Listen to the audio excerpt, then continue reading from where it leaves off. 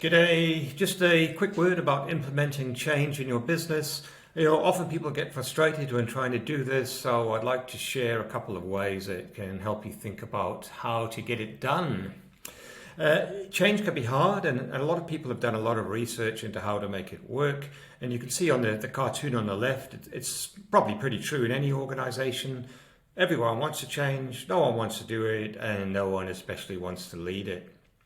But if you're a business owner, the onus is definitely on you to make sure it happens. So here's one way to think about it and to think whether you're ready for it.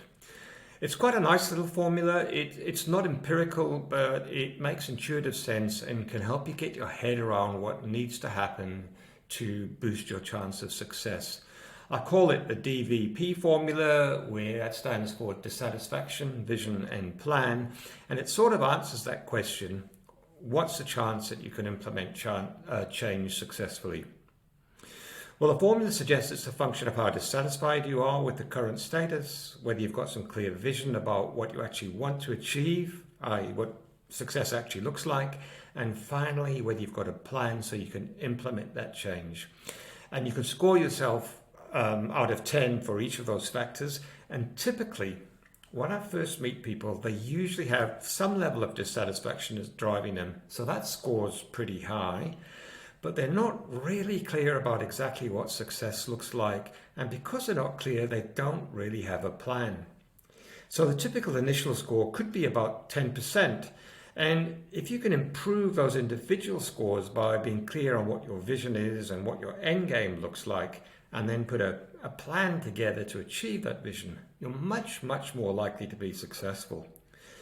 And it's also worth remembering that you shouldn't just score yourself using this formula. You should think about everyone in a business who's going to be impacted by the change, whether they're aware of it and perhaps also dissatisfied with the current situation.